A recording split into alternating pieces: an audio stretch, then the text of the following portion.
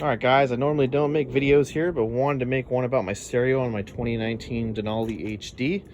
Couldn't find anything online, so I figured I would make a video for anybody installing a stereo on their truck, you know, without using a stereo shop. Just because I'm not a super big fan of stereo shops, and I feel like I can do a better job, which I feel like I definitely did. So, real quick, just some of the stuff I used. Try to keep everything matching. So JL Audio RD501 for the amp. I used a single JL Audio 10TW3 or D4 for the sub for the box. And then LLJ Customs makes the Bose harness for the basically for the amp, so you can run a sub without tapping in any wires. And this made everything super easy, so I'm glad I found them. Show you everything here. Mounted the amp on the back wall there. Cut the membrane out what I needed. I've seen a lot of places cut out way too much stuff. I didn't feel like doing that. I just cut out what I felt I needed on it.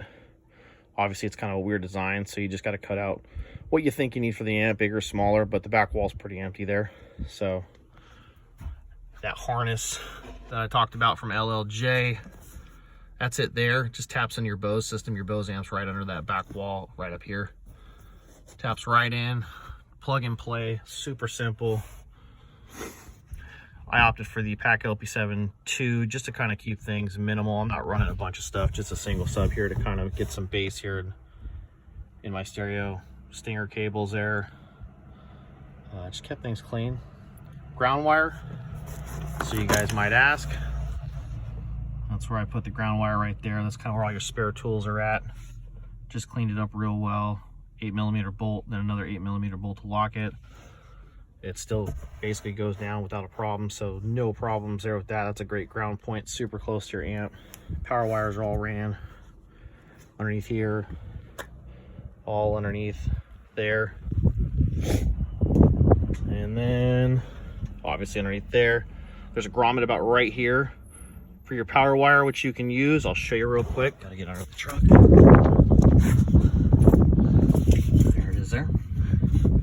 You can see that's it right there. I just used wire loom, obviously, zip tied it to another harness that's here that goes to the front of the truck, keeps it clean, keeps it protected.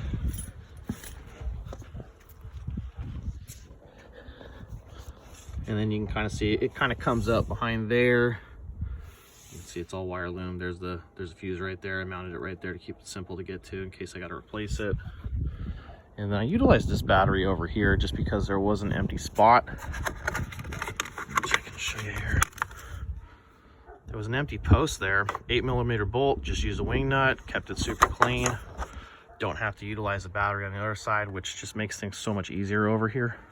Plus it was already cut out, so I don't have to do anything there, which made it really easy and clean looking. So overall everything works great. Other thing I used too, MTI Acoustics, man, they make some badass boxes. So I had a box built from them. I opted for not just a single sub on the passenger side.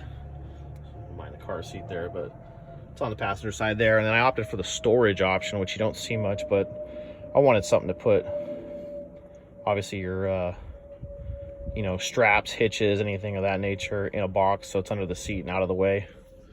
And the cool thing about them is this is only a stage 1 enclosure, but they still do custom stuff with the stage 1s.